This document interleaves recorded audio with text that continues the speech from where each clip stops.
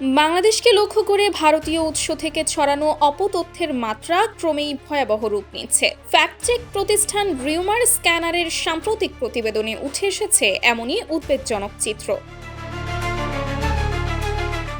প্রতিবেদন বলছে ২০২৫ সালে শুধু ভারত থেকেই বাংলাদেশকে নিয়ে অন্তত ১৫৫টি অপতথ্য ছড়ানো হয়েছে, যা আগের বছরের তুলনায় প্রায় ৫% বেশি। এই অপপ্রচারের বড় অংশই ছড়িয়েছে ভারতের মূলধারার গণমাধ্যম ও সামাজিক যোগাযোগ মাধ্যমের মাধ্যমে।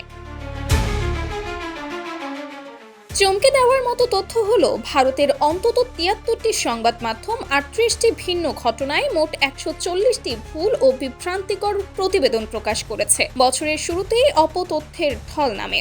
জানুয়ারি মাসেই ছড়ানো হয় সর্বোচ্চ ৩৪টি মিথ্যা তথ্য।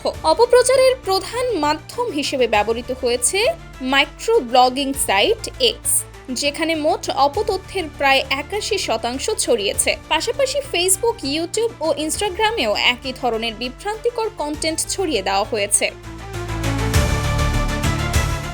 সবচেয়ে উদ্বেগজনক দিক হলো, এই অপতথ্যের বড় অংশই ছিল সাম্প্রদায়িক উস্কানিমূলক। শনাক্ত ১৫৫টি মিথ্যা তথ্যের মধ্যে ৯১টি সরাসরি সাম্প্রদায়িক উত্তেজনা তৈরির চেষ্টা। এমনকি ভারতের প্রভাবশালী সংবাদ মাধ্যম NDTV, Times of India, Zee news, India টুডের নামও উঠে এসেছে এই তালিকায়। পরিসংখ্যানে সবচেয়ে বেশি অপতথ্য ছড়ানো মাধ্যম হিসেবে উঠে এসেছে আজতক বাংলা। তারা একাই 10টি ভিন্ন ঘটনায় ভুল তথ্য প্রচার করেছে।